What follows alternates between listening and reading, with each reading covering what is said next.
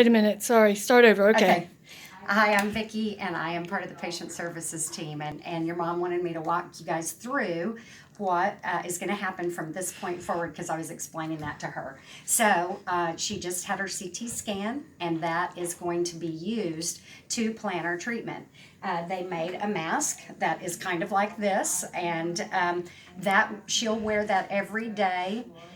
It's very snug. She has little waffle prints on her nose right now from that.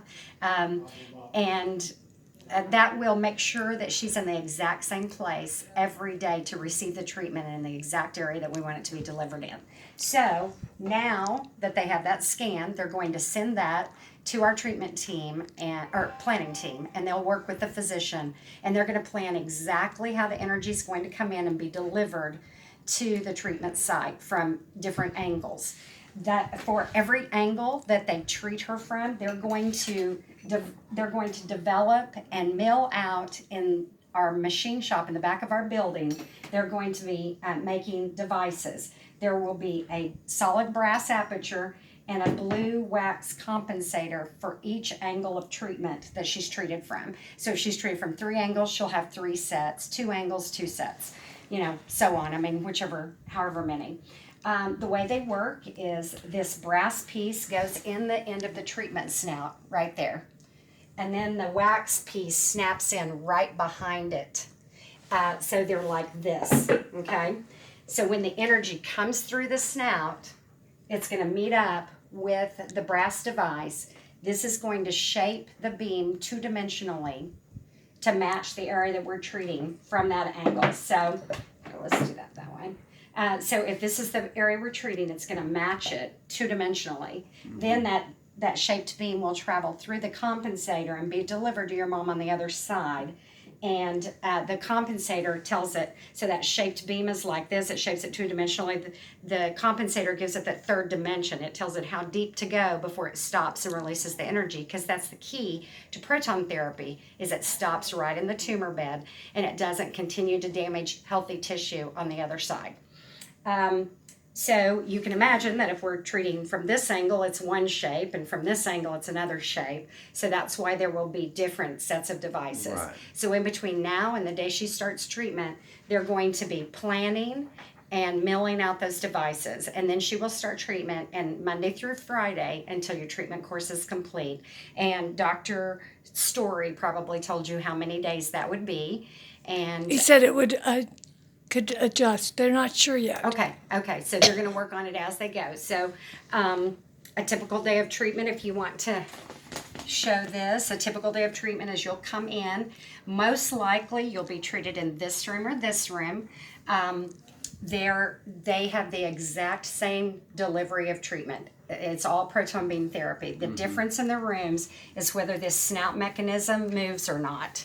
So depending on the angles that you're treated from will determine which room you're treated in. So you go in, you lay on the table, the team aligns you. It takes longer to align you than anything, and then they request the energy. When they do, it sends a message back to the cyclotron. Jeez, and Louise. That's in the back of our building. A cyclotron, it's kind of like something out of the... Yep. What is it, the Greek mythology? That's Medusa, but... the cyclotron. Well, this is a particle accelerator, and it uses electromagnetic force to accelerate the beam to where it ejects, and it goes down that hallway, and then it stops behind the wall, or it doesn't stop, actually, it moves. It is bent behind the wall to go through the snout and then be delivered to you. It only lasts about 60 seconds. Dumb question. Mm-hmm. This is all doing with protons. Okay. Is a proton involved? Well, so what happens, let's go back here. Because it's proton therapy. I was kind of doing the fast version since you're not feeling well. So the hydrogen atoms are injected into the core from underneath, this pit underneath, and it receives a jolt of electricity, and it splits that hydrogen. It actually... We're splitting atoms. Well, it actually doesn't split it. It actually it just separates the proton portion. Okay. From it. It strips it. It strips the proton portion out. And inside the cyclotron, there are these big magnetic plates, and it uses electromagnetic force to accelerate the proton portion to more than 220 million miles per hour. What? And then when it's ejected and it moves down the line, it's traveling at 2/3 the speed of light, so it's invisible. Wow. And then when it's delivered to you, after it meets up with your devices that are in the end of the snout, it's going to come through. It's going to be shaped and fused and delivered to you, depending on which room you're in. Where's the technology originated? Germany? Actually, the technology was actually originated here. Some of the very first, like cyclotron, the cyclotrons and everything were invented by people, and the use of the technology was the Manhattan Project and different things like that were. Wow. Yeah. So this was all a residual effect from the knowledge gained on things like the. H-bomb and stuff like that. Yeah. Oh my God, Yeah. that's interesting. Yeah, there's a Interesting. lot of, yeah, and so they started doing clinical trials with using it for cancer in the late 50s, early 60s. Interesting. Yeah. So it's kind of like, the story goes that one of the scientists was assured that their research would not be used for Death and weaponry. destruction? Yeah, and then the presidency changed. What? And then, yeah. The government went astray. That would never happen. It's just like, how did that happen?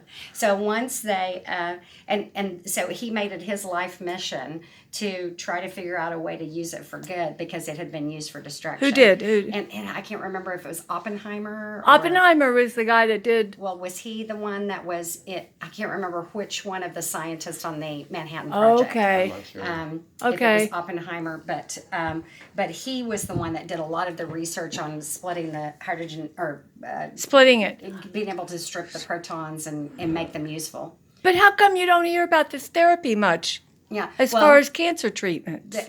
Part of the reason why is it's rare. There are. What's rare? Well, it's rare to be able to be treated with it. There's only 32 centers in the U.S. And aren't I the lucky one? that you're able to, that you have someplace that you can go Right. because And- we were the 6th center to be built and we've only been open 10 years. But you closed down for a while. We didn't really close Restructured? down. Yeah, we restructured, but they decided since they were restructuring to go ahead and upgrade the equipment since we had to, we couldn't take any new patients while they were restructuring.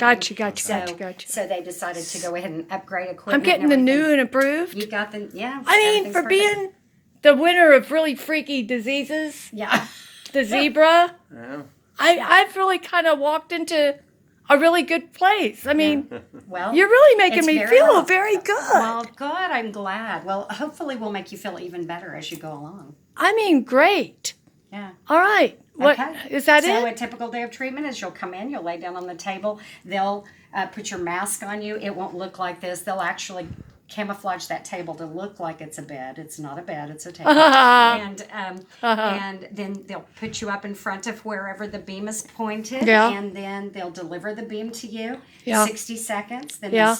they'll step back Yeah. in. They'll change out your devices to the Yeah. next angle and everything, and they'll keep doing that until all of your treatment angles are completed.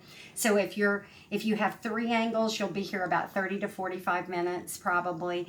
If it's more angles, it could be a little bit longer, and less angles, it might be less. And it's done in stages so that the beam, there's time to recover from the intensity instead of just doing it like one big grand Yes. bump. Yeah, Boop. that's right. They call them fractions. Okay. So, like, if you have, like, they'll determine how many fractions they can deliver to you. Okay. And then, or how much gray they can deliver to you based on all of their calculations and Okay. everything. And then they'll divide that up into the amount of fractions Okay. of the gray that they're going to deliver each day. Is that something Dr. Story's involved with? Yeah, Dr. But Story, other people? the dosimetry department, that's the dosing Wow. planners, and the physics team. Now, how many people is in the team? Well, there's like, it depends on how many, there are different people that touch it, but Sure. there's like a 21-step process for each angle you're treated from. But how many people do you think that would be? About Well, 10? there's about, there's like 3 physicists and about 4 dosimetrists, and then Dr. Story, and then if he wants Dr. Chang to weigh in on it, Dr. Chang may look at it as well. So we're talking maybe 5 to 10 people. Yeah, yeah, Wow. Okay. yeah. The mask holds but the mask doesn't hold her head in place. Yeah, that's exactly what it does. It just I mean, because it you're just- laying down and it's on your head, but nothing's gonna. Can you? So it really can't move. it really stops Yeah. you. So what'll Okay. happen is there's a little device that will lay on this table, and it has this little cradle on it. And Okay. today they All made a cushion that goes on that cradle for behind her head, and then she'll lay her head down on that cushion. They'll put the mask on her, Okay. and that connects to that little cradle. Okay. And it holds her just Right. right in place because in the brain we're just so it's so Exactly, precise, exactly. Right. that we need her to be in that exact I same understand. position every day. I love it. So, all right. Thank you so much. Absolutely. That was kind of the abbreviated version, but if there's any questions that they want to ask or anything, if your daughter wants to come in Okay. sometime and look at these All right. pictures, or we're going to have a new patient orientation for you in the first week you're in treatment, and we'll tell you that you can invite anybody you want, and we'll take a quick tour. Okay. Now, they don't see the cyclotron because it's hot back there. Oh. But you get to see the machine shop. You get to see one of the rooms. You get to really experience a lot of things and kind of understand how it all works. So, Wow. yeah. Yeah. This would be something for my grandson, who's at OU, Yeah. to come in and look at. I think it's fascinating. Well, now once a year, in the spring, we open up the cyclotron and everything and have a big tour day. It's on a Saturday when we're not treating, and you get to see all of that once a year in the spring. Cool. So, yeah. Thank you so much. Absolutely. Well, I'm going to go